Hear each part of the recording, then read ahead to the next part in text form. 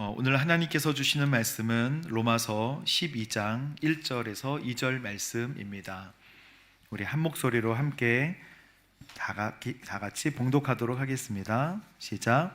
그러므로 형제들이여 자비하심으로 여러분에게 권합니다. 여러분의 몸을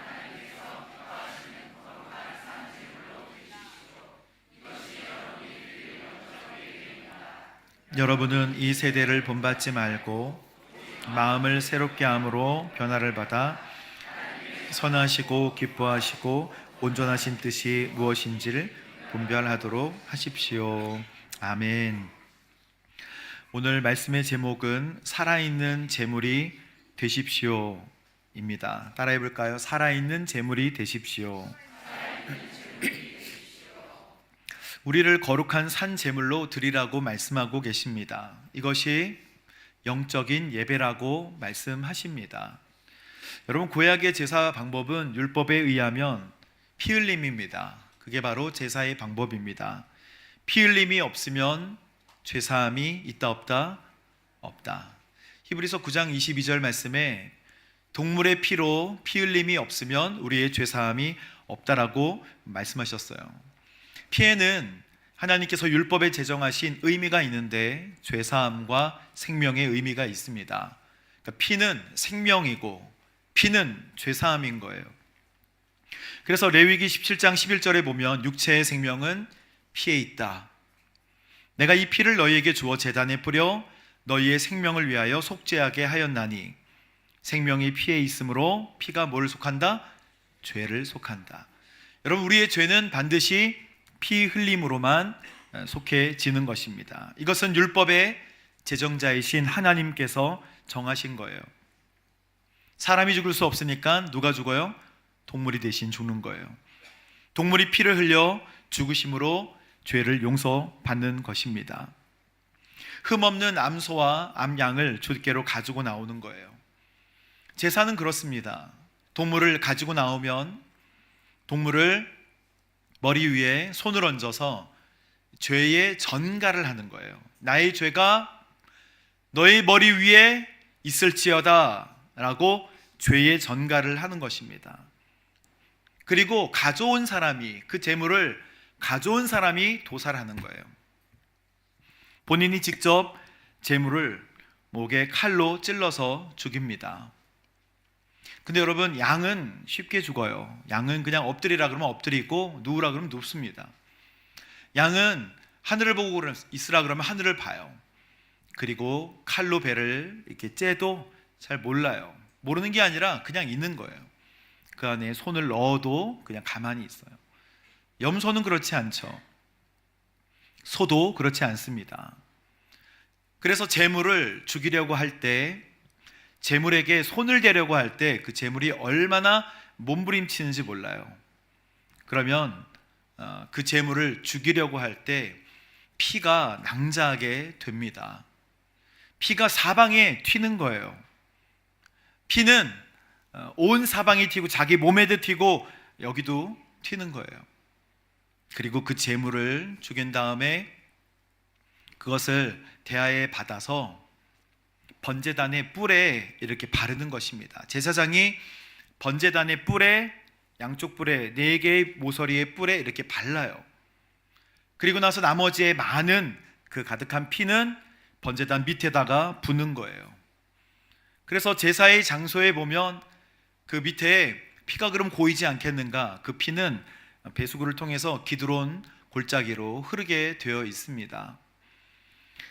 제사는 참혹한 거예요. 제사는 깔끔한 것이 아닙니다. 소를 죽이거나 암양이나 암염소를 잡으려고 할 때 피가 튀게 되고 낭자하게 되고 비참하게 되고 그리고 잔인하게 되는 거예요. 그 모습을 보고 죄의 심각성을 알라고 주님께서는 피 흘림이 없으면 죄사함이 없다. 그게 얼마나 비참한 것인지 무서운 것인지를 알라는 거예요. 그래서 매 주마다 드리는 제사도 있고 매 년마다 절기 때 드리는 제사도 있고 매일마다 드리는 제사도 있지만 우리는 동물의 피로 제사를 하는 것입니다. 근데 제사의 핵심은 제물인데 제물의 핵심은 죽는다는 거예요. 제물은 곧 죽는 거예요. 제물이 된다는 것은 숨이 끊어진다는 뜻이에요.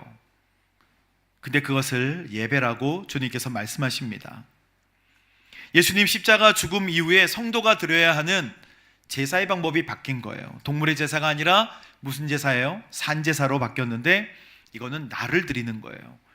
너희를 거룩한 산 제물로 드리라. 이것이 너희가 드릴 영적 예배니라.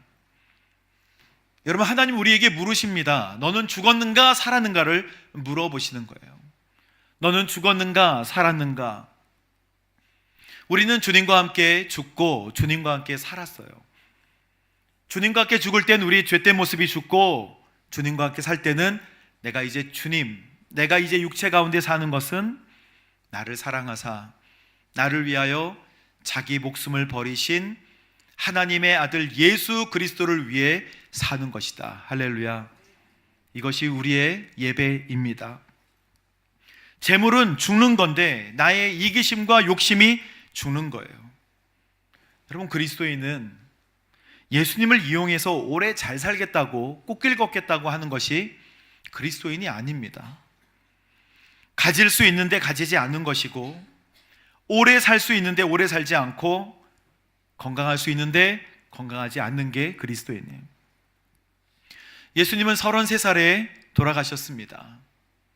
여러분, 33살 이상 한번 손 들어보십시오. 손 내려보세요. 33살, 하영주 목사님 그러셨어요. 33살 이상 산 사람들은 다 미안한 줄 알고 살라고. 예수님은 가질 수 있으셨지만 가지지 않으셨어요. 예수님은 우리의 구원을 위해 다 거절하셨습니다. 예수님은 집이나 소유가 없으셨어요. 다 하나님께 드렸기 때문입니다. 예수님의 인생의 목적이 달랐기 때문이에요. 예수님의 인생의 목적은 제물로 드려지는 거예요. 여러분, 산 제물로 드려라 라고 할 때 제물은 죽는 것인데 왜 살아있다고 얘기했을까요? 이것은 산 제물은 매일 지속적으로 반복해서 드려야 되는 제사의 의미를 이야기하는 것입니다. 너희 몸을 하나님이 기뻐하시는 거룩한 산 제물로 매일매일 죽은 듯이 주님께 바쳐져라 라고 하는 거예요. 예배는 매일매일 반복해서 내어드림입니다. 여러분, 주님을 그렇게 생각하고 계십니까? 그리스도인의 진정한 삶은 제물이 되는 거래요. 하나님은 그게 예배라고 말씀하셨습니다. 요한복음 12장 보면 예수님은 이렇게 말씀하셨습니다. 내가 진실로 너희에게 말한다. 그 다음 같이 읽어볼까요? 시작. 하늘의 별이 하늘 그대로 있고, 아멘. 우리가 죽어야 열매를 맺는다는 거예요. 죽지 않으면 열매가 없다는 것입니다. 이것은 성경의 원리이고 세상을 만드신 하나님의 원리예요. 우리가 낮아지면 열매가 생긴다는 거예요. 우리가 죽게 되면 열매가 맺힌다는 거예요. 그러나 우리가 죽지 않으면 아무런 변화가 일어나지 않는다는 것입니다. 여러분, 주님의 이 말씀이 부담스럽지요. 저는 이 말씀을 대하면서 얼마나 마음에 부담이 되는지 모릅니다. 제가 늘 말씀드리잖아요. 주일날 새벽에 일어나서 소파에 앉아 그 말씀을 묵상할 때 마음이 너무 무거울 때가 있어요. 그것은 나도 삶으로 살아내기 어려운 말씀을 대할 때, 나는 산제사로 주님께 드려지고 있는가? 나는 산제물로 주님 앞에 드려지고 있는가? 거룩하신 하나님의 말씀에 진짜 순종하고 있는가? 못하는 거예요. 부족한 거예요. 그래서 나는 수도 없이 얘기합니다. 나는 단위에 서서 이 말씀을 같이 전할 주님의 말씀의 통로로 설 자격이 없습니다. 주님, 왜 대다수 그리스도인들은 거룩함과 경건함에 크게 미치지 못할까요? 대부분의 그리스도인들은 무엇이 옳은지는 잘 알고 있습니다. 하지만 문제는 처음부터 진지하게 거룩하게 살겠다라고 의도한 적이 없다는 거예요. 나는 거룩함에 목숨을 걸겠다라고 결심하고 의도한 적이 없다는 것입니다. 사람은 정직하고 술 취하지 않으려 하고 큰 죄를 피하려고 하는 소극적인 도덕적인 것들은 모두 다 가지고 있어요. 하지만 도덕적으로 살려고 하지만 그것은 그리스도인의 삶이 아닙니다. 내 삶 전체를 하나님께 헌신하겠다는 적극적인 전면적인 의도가 있어야 된다는 거예요. 죄 짓지 않는 정도에 머물러 있는 거 아니고 적극적으로 거룩해지는 것을 인생의 목표로 삼고 있느냐는 것입니다. 적극적인 의도가 없으면요, 아무리 좋은 가르침이 와도 삶은 변화되지 않는다는 거예요. 재물의 두 번째 특징은 소유권이 이전됐다는 거예요. 제단 위에 재물은 더 이상 자기 뜻대로 할 수 없다는 것입니다. 재물은 자기 것이 아니에요. 우리가 선물을 할 때 선물 받는 사람을 염두에 두듯이 재물은 드려지면 소유권이 바뀌는 거예요. 오전에 이재용 목사님 말씀하실 때 우리는 토요일 저녁쯤이면 제단 위로 올라왔다가 월요일 오후면 다시 제단 밑으로 내려와서 살아있는 채로 돌아다니다가 다시 토요일 오후에 제단으로 돌아오고 그걸 반복한다고 말씀하셔서 마음속으로 피식 웃었지만 그것이 우리의 모습임을, 전곡을 찌른 것임을 말씀하고 계십니다. 여러분, 우리는 주님께 나를 드린다고 해서 다 드리는 게 아니에요. 소유권을 드렸다가 다시 가져온다는 거예요. 우리는 돈 몇 푼 그리고 시간을 내면서 하나님께 다 드렸다고 얘기합니다. 하나님은 우리의 생명을 내놓으라고 말씀하지 않으십니다. 우리의 삶을, 우리의 일상의 삶을 받으시기를 원하시는 거예요. 오늘 말씀에 여러분의 몸을 거룩한 산 제물로 드리라 라고 할 때 여러분의 몸 할 때 그 몸 있잖아요. 그것은 헬라어로, 그리스어로 소마라고 합니다. 근데 왜 소마라고 했을까? 헬라 철학은요, 몸이 영혼의 감옥이에요. 영혼은 깨끗하고 고귀한 것이지만 몸은 천한 거예요. 영혼이 갇혀져 있기 때문에. 그래서 몸은 열등한 것이라고 보고 바울은 이 몸을, 열등한 몸까지도 하나님께 드려라 라고 말씀하고 계세요. 몸을 산 제물로 드리려고 할 때 헬라어 원어로 보면 소마타라고 표현이 되어 있습니다. 이것은 구체적으로, 물리적으로, 삶의 방식으로 나타나야 된다는 거예요. 우리의 몸을 드린다는 것은 구체적으로 주님께 드려지는 모습이 삶으로 나타나야 된다는 것입니다. 몸의 소유권이 하나님께로 갔어요. 따라해 볼까요? 내 몸은 하나님의 것이다. 이 말을요, 다시 쉬운 말로 하면 하나님은 나를 원하신다는 거예요. 아멘. 나의 시간과 물질도 하나님께 드린다고 하지만 주님께서 원하시는 것은 오늘 나를 받으시기를 원하시는 거예요. 여러분, 예수님이 오늘 용의동에 지금 여기에 오셨다고 한번 생각해 보십시오. 용의동에 오시면 우린 예수님을 맞이할 준비를 할 거예요. 예수님과 오늘 점심을 같이 하실 분 한번 손들어 보십시오. 여기 구이영 감자탕 집에서 감자탕을 먹고 주님이 뭐라고 말씀하실까요? 참 맛있구나 이렇게 말씀하실 거예요. 한번 상상해 봤어요. 주님이 오시면 난 뭘 할 것인가? 그럼 평택오누리교회 주님 한번 보시죠 하면서 또 보여드릴 거예요. 주님 교육자실에 가셔서 같이 커피 한잔 하시죠. 주님 커피 하시겠죠. 그러면 그 다음에 뭐 할까요? 주님은 뭐 하실까요?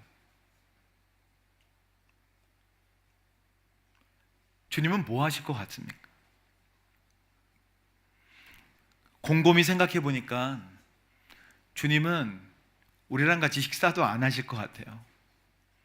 하루가 주어져 있다면 주님 우리랑 식사하고 우리랑 커피 마시고 교회 오셔서 돌아보시고 너희 참 신앙생활 열심히 잘하는구나 라고 하실 것 같지 않다는 거예요.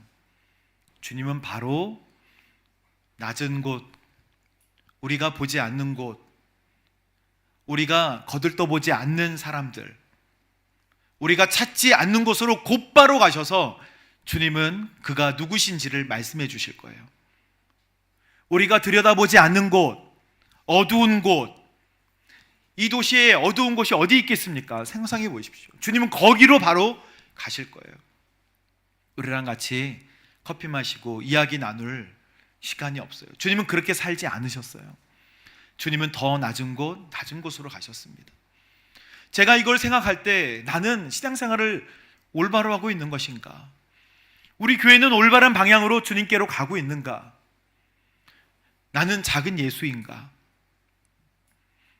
여러분, 그런 예수님을 따르시겠습니까? 라고 물어본다면 뭐라고 말씀하시겠습니까? 주님이 우리 가운데 와서 식사교제하는 거 괜찮지만 낮은 곳, 더러운 곳, 비참한 곳으로 가시는 것은 조금 계획을 세워봐야겠네요 라고, 기도해봐야겠네요 라고 말씀하시겠습니까? 여러분, 재물이 되시겠습니까? 정말 산 재물이 되시겠습니까? 마태복음 19장 보면 주님께서 부자 청년의 이야기를 성경에 기록해 놓으셨습니다.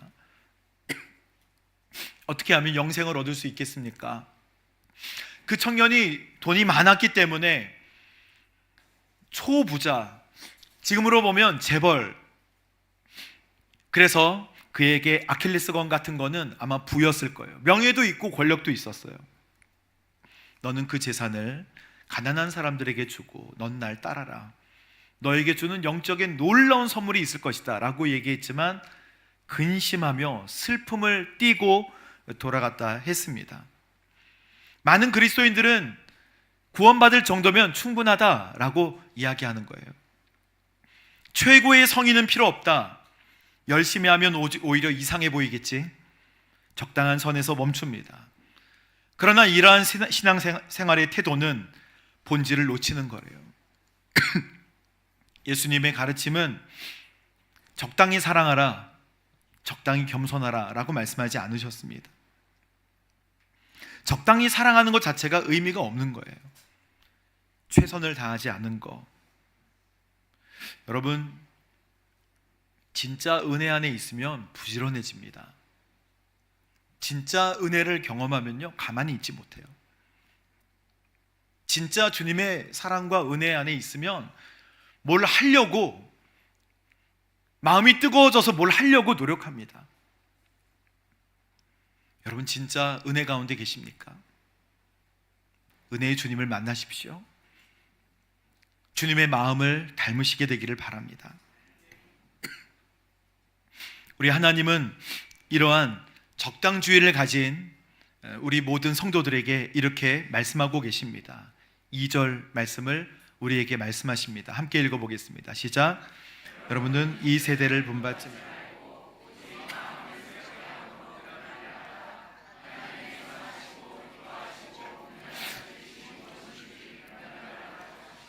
아멘. 여러분, 이 세상에 분별해야 될 만한 것이 있다 없다라고 하면 있습니까? 없습니까? 있습니다. 당시 로마 제국을 살펴보면 황제 숭배가 있었어요. 황제를 그냥 존경하다 못해 숭배하기까지 이른 것입니다. 그래서 황제는 신의 아들 주라고 불렸어요. 그래서 예수님을 주님이라고 부르는 것과 황제를 큐리오스, 주님이라고 부르는 것이 동등하다는 거예요. 그래서 예수님 신성모도, 그리스도인이 되어서 이 세대를 본받지 않는다라고 하는 것은 경제적인 불이익을 감수해야 되는 거고요, 사회적으로 고립되고 정치적으로는 반역으로 비칠 수가 있었습니다. 이 그리스도인이 되는 것은 세상을 역행하는 거예요. 세상을 거꾸로 가는 거예요. 그러나 우리 주님은 세상을 본받지 말라고 하십니다. 여러분, 본받는다라고 하는 이 헬라어를 자세히 살펴보면 외부의 틀이나 모양에 자신을 끼워 맞춘다는 걸 알 수 있어요. 여러분, 붕어빵 좋아하시죠? 붕어빵 같은 거예요. 붕어빵은 팥인가요? 슈크림인가요?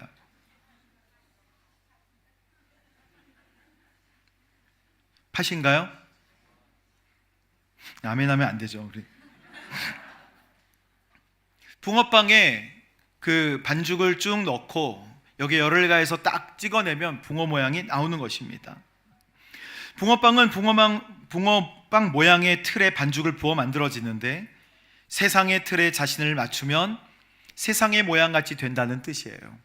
그게 바로 본받는다라는 말입니다. 너는 이 세대를 본받지 말라.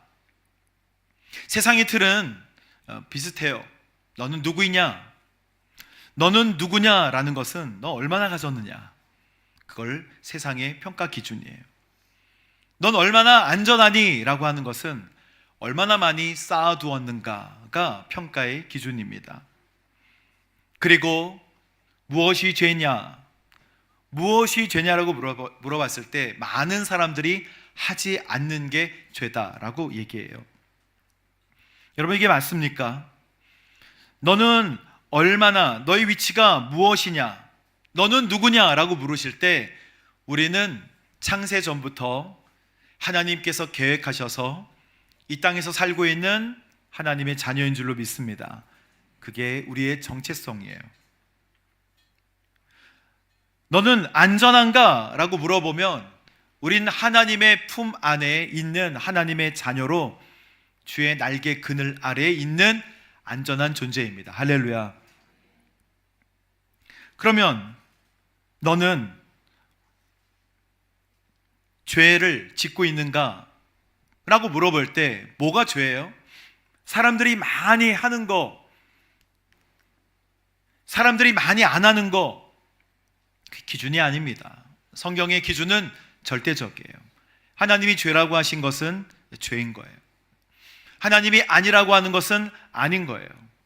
많은 사람들이 죄인 줄 알다가 많은 사람들이 하니까 죄가 아닌 것처럼 변하는 것들이 많이 있습니다. 그것은 죄가 아니냐 기냐. 하나님이 죄라고 하신 것은 죄고 아니라고 하신 것은 아닌 거예요. 그래서 분별해야 될 만한 것이 있다 없다? 있다는 것입니다. 우리는 우리의 삶을 분별해야 될 필요성이 있어요. 우리는 하나님의 뜻을 알아가야 될 필요성이 있는데 어떻게 하나님의 뜻을 알 수 있을까요? 여러분, 제가 목사로 부르심을 받은 것은 하나님의 뜻인가요? 아닌가요? 아니라고 얘기하면 곤란하죠. 하나님의 뜻 맞습니다. 그러나 이렇게 생각해 보세요. 제가 그러면 목사로 부름받아 하나님의 뜻대로 부르심을 받았는데 제가 하는 모든 행동은 다 하나님의 뜻인가요? 그렇진 않죠. 부르심을 받은 것은 맞지만 제가 하는 모든 행동에는 분별이 필요하다는 것입니다. 우리 모두 하나님의 부르심대로 그리스도인이 되었지만 우리의 삶에는 분별이 필요하다는 거예요. 부르심을 받은 대로 그의 뜻에 따라 부르심을 받았다고 해서 자동적으로 우리가 하는 모든 행동들이 다 정당화될 수는 없는 것입니다. 그래서 매 순간에 이 세상을 본받지 말고 마음을 새롭게 함으로 하나님의 선하신 뜻, 하나님의 기뻐하시는 뜻, 온전케 하시는 뜻을 분별해야 될 필요성이 있다는 거예요. 여러분, 주님께 드려지시겠습니까? 아멘. 3분의 1 아멘 하고는 우리는 찬양을 해요. 나의 생명을 드리니 주 영광 위하여 사용하옵소서. 이렇게 찬양을 드리는데 정말 죽어지는 거예요. 소유권이 완전히 주님께 있냐는 것입니다. 여러분, 양다리 걸치면 힘듭니다. 양다리를 걸치고 있으면 갈등하게 돼요. 완전히 하나님의 것으로 여러분의 소유권을 이전하시게 되기를 바랍니다. 우리 하나님은 전능하신 분이십니다. 그 안에 들어가면 놀라운 하나님의 은혜를 경험하게 되는데 왔다 갔다 하면 더 힘든 거예요. 세상이 좋아 보일 때가 훨씬 더 많다고 주님께서는 말씀하십니다. 그건 성경에서 경고하신 거예요. 그래서 여리고성 들어갈 때 그토록 시간 훈련과 그토록 침묵 훈련을 시키시는 거예요. 하나님 안에 있으면 평안을 누립니다. 그러나 우리는 몸이 있고 세상에 있기 때문에 우리는 갈등할 수밖에 없어요. 오늘 하나님의 것으로 완전히 드리기로 결심하십시오. 여러분, 분별할 때 예수님도 그러셨어요. 겟세마네 동산에서 기도하실 때요, 아버지, 하실 수 있거든 이 잔을 내게서 어떻게 해요? 옮기시옵소서. 이거는 예수님의 인간적인 생각이에요. 하지만 나의 뜻대로 마옵시고 누구의 뜻대로? 아버지의 뜻대로 하옵소서라고 하는 것은 분별이 필요했던 시점이에요. 나의 원함은 이렇지만 아버지의 원함은 어떻습니까? 라고 물어보는 것, 예수님께서 하셨어요. 나는 이걸 하길 원하지만 주님은 뭘 원하십니까? 세상이 혼탁해지는 것은 우리가 제물로 죽지 않았기 때문이에요. 하나님의 선하시고 기뻐하시고 온전하신 뜻이 우리의 삶의 방향이 안 되기 때문입니다. 여러분, 앨리스 베일리라고 사탄 숭배자 제가 몇 번 소개해 드린 적이 있어요. 앨리스 베일리 1880년에 태어나서 1949년에 돌아가신 분인데 뉴 에이지의 창시자라고 불리우는 사람이에요. 수많은 저서들을 기록했는데 그가 만든 단체가 루시퍼라는 이름을 하고 있어요. 그래서 사탄 숭배자로 불리우는 것입니다. 근데 기독교 붕괴라고는 꼭 쓰지 않았지만 이 기독 공보에 나오는 내용들의 정리된 내용을 인용하면 그가 생전에 이런 계획들을 세웠어요. 그 옛날에 교육 시스템에서 하나님 그리고 하나님의 기도 이런 것들을 제거하라. 지금 다 제거가 되었어요. 아동들에 대한 부모의 권위를 최대한 축소시켜라. 아이들에게 신앙의 되물림을 하지 말라는 거예요. 프리섹스 사회를 만들라, 낙태를 합법화하라 하진 않았지만 성적인 자유를 누리도록 그의 선택을 존중하라. 평생 결혼의 개념을 파괴하라. 동성애를 정상화하라. 그가 동성애 정상화라는 문구를 이야기하지 않았지만 이건 동성애의 시발점이 됩니다. 예술의 품격을 떨어뜨려라. 뭐든지 예술이 되라고. 각 개인이 우통을 벗고 다녀도 그 예술이라 하면 그 예술인 거예요. 미디어로 사람의 사고방식을 바꿔라. 미디어는 우리의 사고방식을 바꾸죠. 지금 양산되고 있는 모든 미디어는 사람의 눈과 귀를 좋게 하는 미디어입니다. 우리를 이롭게 하는 게 아니라 사람의 눈과 귀를 자극하는 미디어로 도배가 되어 있어요. 그래서 우리의 사고방식도 오래 견디지 못하고 우리도 하나님을 오래 만나지 못합니다. 평균 그리스도인이 하루 평균 주님을 만나는 시간은 10분 이하래요. 통계로 나와 있어요. 미디어로 인간의 사고방식을 바꾸라. 종교 통합운동을 일으켜라. 뭐로 가도 어디만 가면 돼요? 서울만 가면 된다. 너가 예수를 믿든 뭘 믿든 상관없다. 그냥 우리는 끝에서 다 만나게 될 것이다 라고 이야기한다는 거예요. 그리고 제일 마지막에 이 모든 것을 다 법으로 만들어서 꼼짝 못하게 바꾸지 못하도록 하라. 이런 것이 이 세상이 가지고 있는 가치예요. 그래서 분별해야 될 만한 것이 있고 우리는 하나님께 드려져야 되고 그리고 하나님이 기뻐하시고 선하시고 온전하신 뜻이 무엇인지를 분별해야 한다는 것입니다. 여러분, 오늘 이 말씀은 우리에게 무거운 말씀입니다. 제물로 드려지라는 거예요. 하지만 우리에게 이제 새로운 지평을 여는 말씀이 됩니다. 여러분, 산 제물로 드려지시겠습니까? 그러면 이제 목표와 각오를 새롭게 하십시오. 주님은 여러분을 영적인 세계로 인도하여 주실 것입니다. 그리고 보지 못하는 세계를 보게 하실 것입니다. 하나님의 선교 사역에 동참하십시오. 하나님의 선하시고 기뻐하시고 온전하신 뜻에 여러분의 인생을 드리시게 되기를 주님의 이름으로 축복합니다. 우리 시간 함께 찬양합니다. 두 손 들고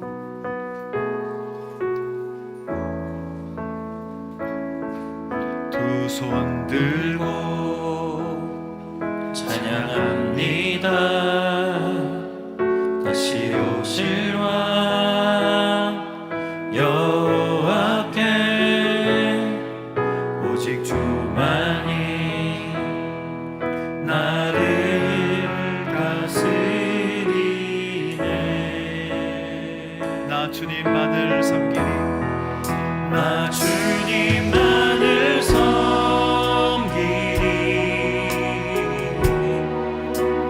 헛된 마음 버리고 성령이여 내 영혼 충만하게 하소서. 주님 앞에 내 생명 드리리라. 나의 생명을 드리니 할렐루야. 나의 생명을 드리니 주 영광 위하여 사용하옵소서. 내가 사는 날 동안에 주를 찬양하며 기쁨의 제물 되니. 우리 함께 손 들고 찬양합니다. 나의 생명을 나의 생명을 드리니 주 영광 위하여 사용하옵소서. 내가 사는 날 동안에 주를 찬양하며 기쁨의 제물 되니. 나를 받아주소서. 이 시간 기도합니다. 하나님, 주께 드려지게 하여 주시고 거룩한 산 제물로 드려지게 하여 주옵소서. 진정한 예배가 드려지게 하여 주시고 하나님의 선하시고 기뻐하시고 온전하신 뜻이 무엇인지를 분별하는 지혜를 주옵소서. 함께 기도합니다. 아버지 하나님, 이제 나의 삶에 하나님이 임재하여 주셔서 하나님께로 드려지는 거룩한 백성 되게 하여 주시고 하나님 삶의 결단이 있도록 주여 인도하여 주옵소서. 할렐루야. 기도하는 거룩한 성도가 되게 하여 주시고 하나님을 바라보게 하여 주옵소서.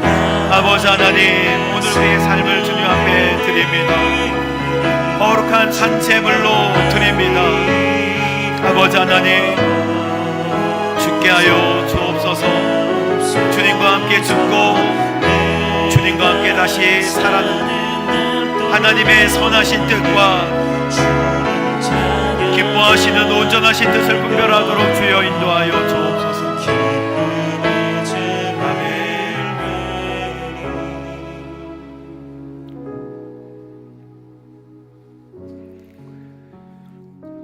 사랑하는 주님, 오늘 우리가 주의 말씀을 진지하게 또 주의 말씀을 엄중하게 또 마음에 새깁니다. 주님, 참된 예배는 산 제물로 드려지는 것이다. 시간도 물질도 드리지만 우리를 온전히 드리게 하여 주옵소서. 그리고 하나님의 선하시고 기뻐하시고 온전하신 뜻이 무엇인지를 온전히 분별하게 하여 주옵소서. 예수님의 이름으로 기도합니다. 아멘.